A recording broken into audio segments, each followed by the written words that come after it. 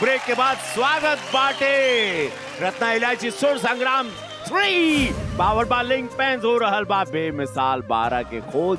अब इंतजार की घड़ी खत्म बाबू। अब ब्रेक से पहले तीनों राज्य के कोच के ललकार से गूंज रहल रहे मंच। हर राज्य के सेना में शामिल होके के 4 गो योद्धा जेकर निर्धारण होखी 3 बत्ती से। हरी बत्ती से मन हरियाई उ सेना में शामिल हो जाए ग्रीन सिग्नल। पीली से हुई तो थोड़ के पीड़ा कहे कि वो वेटिंग लिस्ट में चल जाए, थोड़ का पीड़ा रही कहे कि पियर का बा। तीसर बाती बा लाल यानी काल जेकरा बेटा लू हो जाए बाहर। चली पूछल जाओ कोच से कि कौन राज्य के योद्धा श्री गणेश करी शंखनाद करी। आलोक ममता के मोहन। हम भैया वैसे बोला था नहीं सबसे पहले कासे कि पहला सुर संग्राम में जो हमके यूपी बिहार से जो हमनी के रहे कंपटीशन ओकर सफलता मिलल रहे गांधी मैदान में। ओकर जलवा सबके पता रहे कि का भइल का ना भइल जा। सही बात बाटे भैया, सबके पता रहे कि के हारल के जीतल। आलोक जी आइल बाने, पता चलल कि भाई उनके बोलब तो मरचा लागे लगी।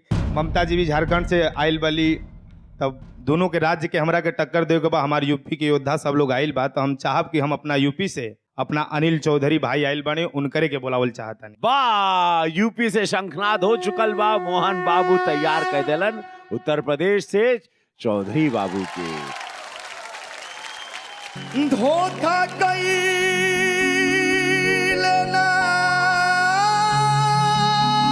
सखिया आर धोखा कइलना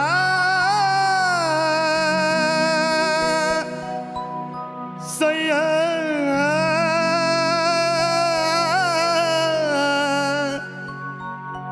चढ़ली जवानिया में धोखा कइले ना सैया चढ़ली जवानिया में धोखा कइले ना सैया चढ़ली जवानिया में धोखा कइले ना सैया चढ़ली जवानिया में धोखा कइले ना।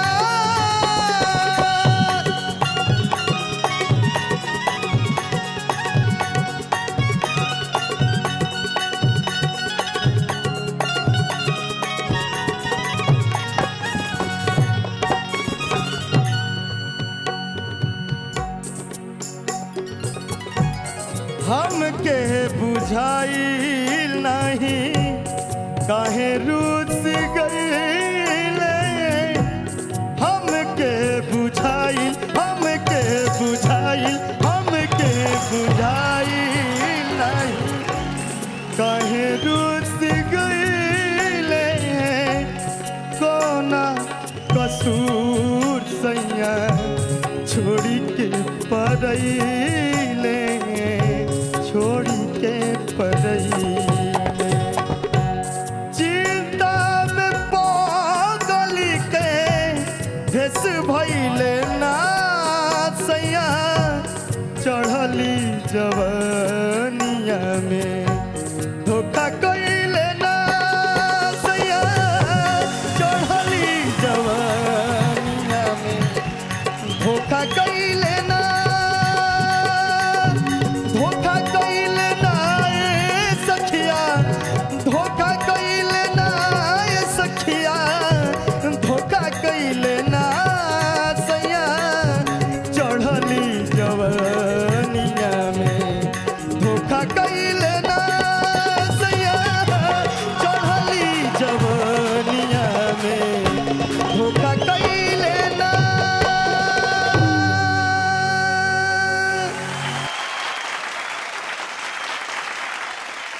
बाहर बाबू एकदम चाप देला हो। बाहर महादेव बहुत अद्भुत गैना, बहुत कमाल का गैना ही और इतना सच्चाई रहल इनके गायकी में। बाहर मोहन बाबू मान गईनी एकदम अपनी तरह के हो के खोज लेला। का कहे चाहबा? सबसे पहले तो बहुत हम खुश बानी कि ये मंच कि जोन शुरुआत भइल बा हमार भाई कैले बाने पूर्वी गाना जोन की हमनी की भोजपुरी विधा से बनल गइल बाटे और जेकरा ई गावे ना आवेला वो भोजपुरी के गायक नहीं थे, इहो हम कहल चाहब। और खुश बानी हम और जजस हमार बानी जा, अब वहाँ के जोन कहिया जाता हूँ हमके मंजूर रही। मान लीजिए यस का कहबू। पूर्वी तो भोजपुरी की शान बाटे, लेकिन सुरीला पूर्वी कहीं कहीं पे सांस और कहीं कहीं पे अभी भी आवाज के एक लगावे के जो स्टाइल जो आपके अपन स्टाइल हनी जी ओके लगावे में दिक्कत ही बाटे कि उसे गायकी के शब्द के और नेचुरल जोन मेलोडी के मिजाज बाटे ओमा थोड़ा थोड़ा दिक्कत पड़ेला सुने में। कल्पना जी का कहे सब। बेवफाई सॉन्ग है, दुख का गाना है, बीच में आप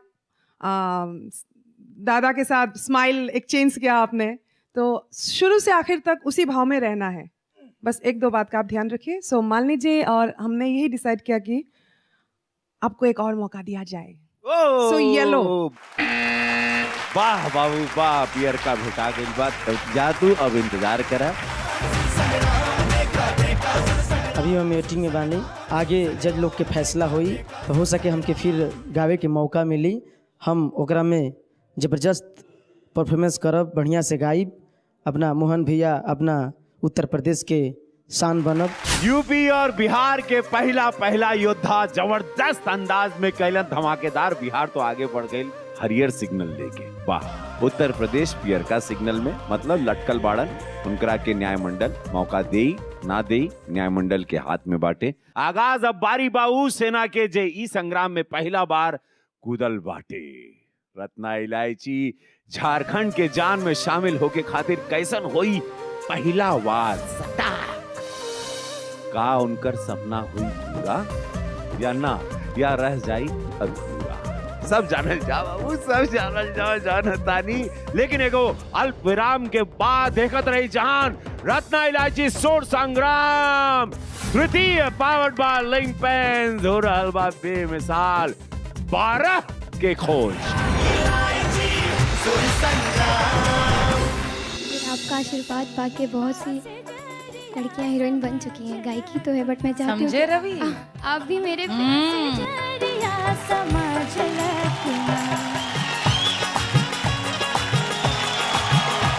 इनसे बैठ के बतियाई। खड़ा रहते